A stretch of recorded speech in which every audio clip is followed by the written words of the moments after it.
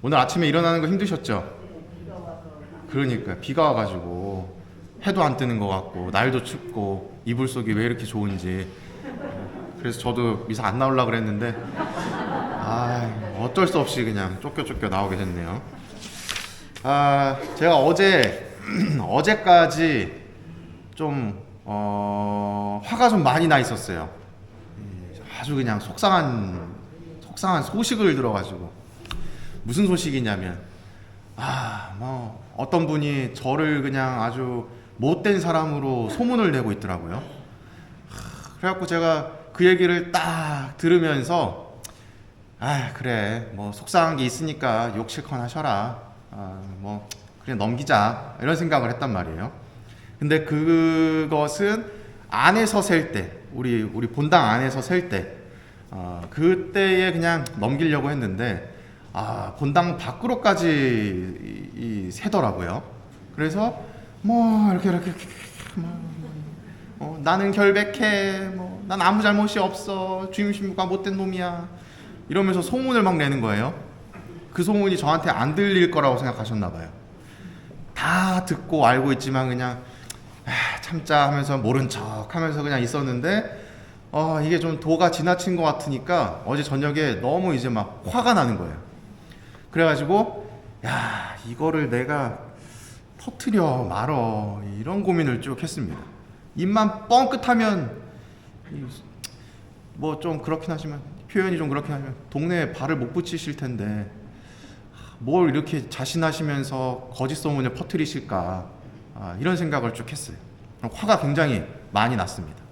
그 화가 나는 이유는 가만히 생각을 해보면 오해와 또 이 억울한 감정 때문에 막 이게 올라왔던 거예요. 그 마음을 가지고 어제 이제 특전 미사 강론을 준비하려고 딱 자리에 앉았는데 이 전례문의 말씀이 눈에 안 들어오는 거예요. 이 화의 잠식이 되어서 뭐 강론이고 뭐고 이거를 그냥 터트려 말어, 강론 때에서 얘기를 해 말아, 막 이런 고민들만 계속 하는 거예요. 그러다가 이제 그건 또 아니잖아요. 그래서 그래 강론이나 준비하자 그러면서 눈으로 이렇게 쭉 보는데 레위기 말씀에 이런 표현이 또 나오더라고요. 참 아이러니하게 내 이웃을 너 자신처럼 사랑해야 한다. 사랑하래요. 하느님 사랑해야죠. 근데 좀 지금 많이 화나는데 어떻게 해야 되죠? 그러면서 또 복음을 또 봤더니 원수를 사랑하래.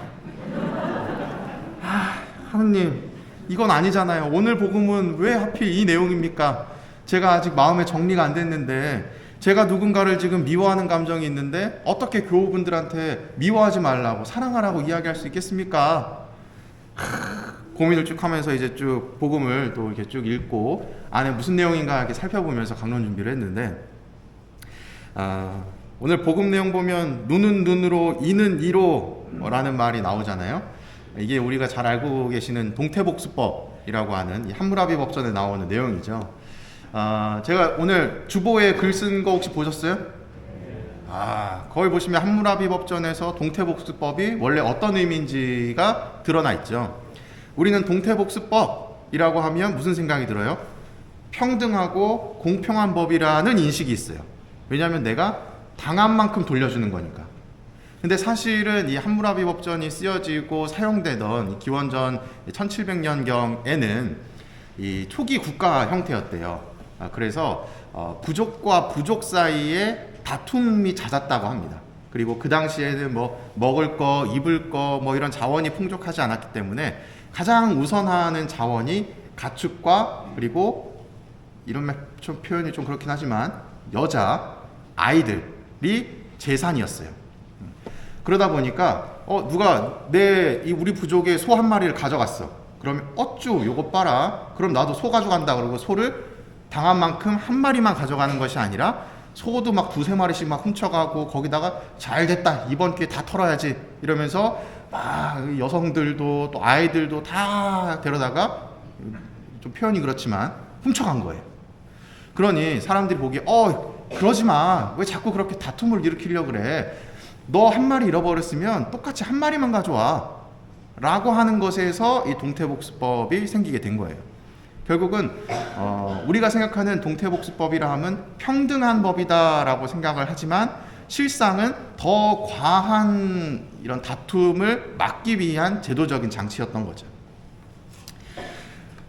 그래서 복음 내용을 보면 세 가지 내용이 나오는데 예수님께서 뭐라 그러시냐면 악인에게 맞서지 말래요. 똑같은 사람이 되지 말라고 이야기하시면서 너를 누가 너의 오른뺨을 치거든 다른 뺨마저 돌려대어라 라는 이야기를 하십니다.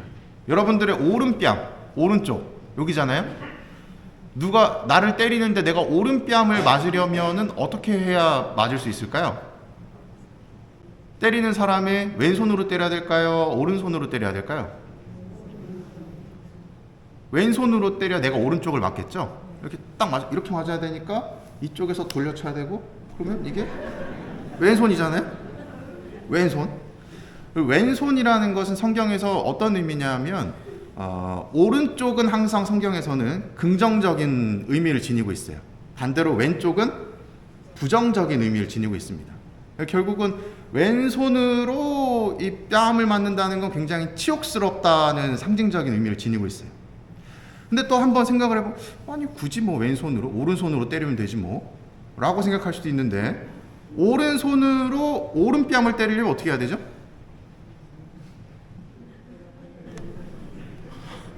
이렇게 쳐야 되겠죠? 손 바닥으로 치는 거예요? 손 등으로 치는 거예요? 여러분들 뭐 다 맞아 보셨죠? 이렇게 맞는 거랑 이렇게 맞는 거랑 뭐가 더 기분이 나빠요? 이게 약간 조금 살짝 맞더라도 탁 맞으면 이걸 죽여 살려 이런 마음이 드는 약간 기분 나쁜 모습. 그때에 어떻게 해야 된다? 다른 뺨마저 돌려대어라 라고 이야기를 하는 거예요. 그 말은 자비를 베풀라는 얘기입니다. 그 뒤에도 보면 너를 재판에 걸어서 너의 속옷을 가지려는 자에게는 겉옷까지 내주어라 라고 이야기를 하는데 이 겉옷이라 함은 그 당시 사람들에게 매우 중요한 자산이었어요. 왜냐하면 없는 사람들은 집에서 잘까요? 길거리에서 잘까요? 길거리에서 자겠죠. 길거리에서 잘 때 이 겉옷이 어떤 역할이냐? 나를 이 추위와 비에서 보호해주는 잠자리 역할을 했던 거예요. 이게 없으면 내가 곧 죽을 수도 있는 위험에 놓여 있는 것. 그래서 뭐 어떤 재판에 가거나 뭔가에 이래서 이 겉옷이 담보물로 잡혀 있게 되면 저녁 때가 되면 다시 이것을 돌려주라고 이야기를 했어요. 그만큼 이 겉옷이라 함은 중요한 것이었습니다. 근데 오늘 보면 뭐라 그래요? 겉옷까지 내주어라. 속옷과 겉옷까지, 중요한 겉옷뿐만 아니라 내가 입고 있는 속옷까지도 다 내어주라는 것. 그 애는 또 무슨 얘기겠어요? 자비를 베풀라는 거죠. 세 번째 내용을 보면 누가 너에게 1000걸음을 가자고 강요하거든 그와 함께 2000걸음을 가주래요. 이거는 이런 의미라고 합니다. 채권자와 채무자의 관계에서 채권자가 뭔가 위험한 길을 가야 되는 거예요. 근데 혼자 가려고 하니까 너무 위험하니까 무섭잖아요. 그러니 나한테 빚진 사람, 그 사람한테 야, 너 나랑 같이 가자. 나 무서우니까 네가 좀 위험하면 네가 대신 뭐 이렇게 하고 해. 라고 제안을 하는 겁니다. 1000걸음을 같이 가달라고. 그랬을 때 어떤 마음으로 함께 해주라는 거예요? 1000걸음이 아니라 2000걸음도 가져라. 그 얘기도 무슨 의미겠어요? 자비를 베풀어라 라는 이야기입니다. 그래서 이 복음 내용을 제가 쭉 읽으면서 무슨 생각을 했겠어요? 야, 오늘 강론 망했다라는 생각을 했습니다. 내가 지금 자비로운 마음을 베풀지 못하고 있는데 어떻게 교우분들한테 자비로운 마음을 베풀라고 이야기를 하지? 나도 아직 세리에 머물러 있는데 어떻게 그 이상의 하느님을 닮은 사람으로 거듭나십시오, 사랑하십시오 이런 얘기를 할 수 있지? 라는 생각을 또 하게 됐습니다. 그리고 오늘 또 이독서 내용을 보면 또 마음을 좀 아프게 하는 내용들이 쭉 나오게 되는데 코린토 공동체에 관련된 내용을 이야기를 하고 계세요. 코린토 공동체는 이제 봉사자분들이 파견이 되어서 하느님의 말씀을 이제 선포했죠. 그 인물이 누구냐면 여기 나오는 22절에 바오로, 아폴로, 케파 이런 사람들이 코린토 공동체에 파견이 돼서 예수님 말씀을 전한 거예요. 예수님의 말씀을 전해서 그 말씀이 뿌리를 내려서 하느님의 성전이 되는 하느님의 공동체를 만들려고 했는데 사람들은 어떻게 되었느냐? 바오로와 아폴로와 케파 그 사람들에게 집중했어요. 그러면서 하느님의 성전이 세워지는 것이 아니라 바오로의 성전이, 아폴로의 성전이, 케파의 성전이 세워지게 된 거예요. 결국은 하느님의 이름으로 모이려 했지만 분열이 일어나게 된 거죠. 그리고 그 안에서 다툼이 일어나게 된 거예요. 이 모습을 보면서 이제 무엇을 얘기할 수 있느냐? 사람들은 하느님을 팔면서 자꾸 자기 자신을 드러내려고 하는 모습을 보인다는 겁니다.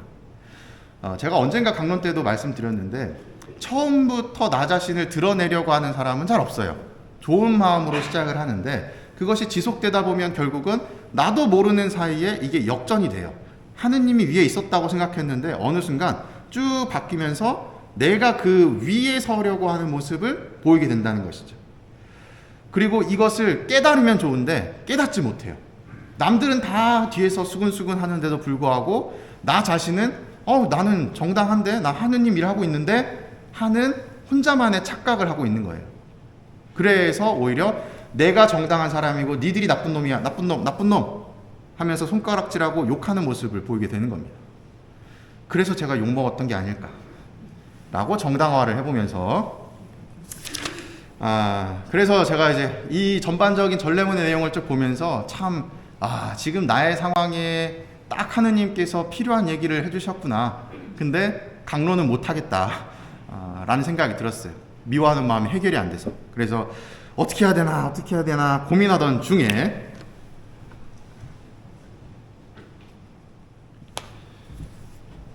한 달 전에 훌륭한 제가 강론을 미리 써놨더라고요. 네, 주보에 보시면 몇 페이지였지? 3페이지에 또 3주차에 제가 강론을 쓰는 시기가 와서 여기 또 써놨더라고요. 한 달 전에. 그래서 이거를 이제 딱 보면서 이걸로 강론을 좀 퉁쳐야 되겠다 하는 생각으로 쭉 읽는데 그래 내가 이걸 한번 먼저 해보자 하는 생각이 들어서 좀 이야기를 하고자 합니다. 쭉 뒷부분에 보면은 제가 이야기를 하나 따왔는데 모욕을 당한 젊은 수사님이 스승님을 찾아왔어요. 스승님, 어떤 이가 저를 모욕했으니 저는 꼭 보복하고 싶습니다. 스승님이 이야기를 했죠. 여보게, 그러지 말고 보복하고 싶은 마음을 차라리 하느님께 맡기게. 그랬더니 젊은 수사님 반박을 해요. 그에게 보복하지 않고서는 결코 제 마음이 편치 않을 것입니다. 그랬더니 스승님이 큰 소리로 기도를 했대요. 뭐라고? 오 하느님, 우리는 이제 당신의 돌보심이 필요 없나이다. 우리 스스로 보복을 할 테니까요. 이 미워하는 감정 안에는 하느님이 안 계신다는 것이죠.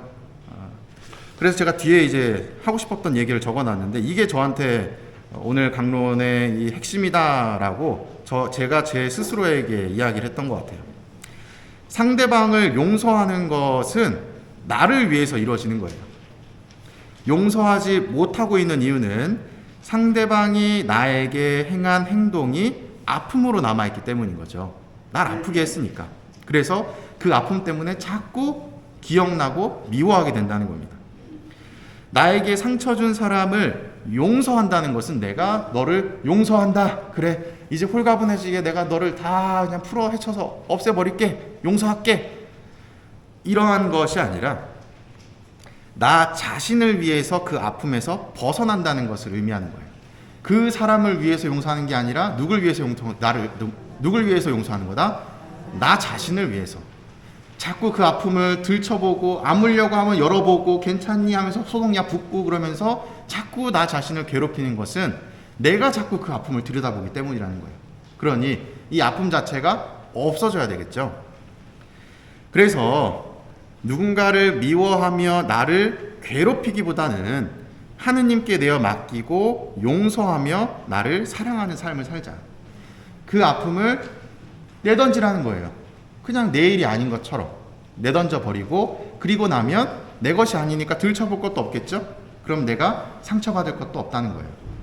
결국은 용서는 저 사람을 위해서 용서하는 것, 하느님을 위해서 용서하는 것, 그것보다도 가장 먼저는 내가 아프지 않기 위해서 나 스스로를 사랑하기 위한 방법으로 용서를 하는 것이다. 그래서 어제 미사 강론 중에 제가 이렇게 말씀을 드렸습니다. 미워하지 않겠다. 다 내려놓겠다. 라고 말씀을 드렸어요. 그랬더니 어제 저녁에 뜬금없이 갑자기 박수를 막 치시더라고요. 좀 당황스러웠는데 이러한 과정들을 제가 겪으면서 또 무슨 생각을 했냐면, 우리가 살면서 사람들과의 관계가 참 어렵잖아요. 관계를 안 맺고 살면 좋은데 관계를 맺다 보면 그냥 뭐 별거 아닌 말 한마디들이 쌓이고 쌓였는데 이게 돌고 돌고 돌아서 결국은 오해와 곡해를 거쳐서 서로의 관계를 멀어지게 하고, 또 그 시작점이 되어서 점점 거리가 더 멀어지게 되면서 서로를 헐뜯고, 뭐 이러한 관계들이 많이 생기는 것 같습니다. 그러한 관계들 중에서 제가 오늘 어제 이제 미워하는 마음을 내려놓고 용서하려고 하는 마음을, 용서라기보다 오늘 제가 강론 때 표현으로 본다면 그 마음 자체를 하느님께 내어놓고 저는 저 자신을 더 사랑하는 것에 집중하려고 하니, 여러분도 그 일에 동참을 해주시면 좋겠다라는 말씀을 드립니다. 예수님도 자신을 박해한 사람을 사랑으로 보듬어 주셨죠.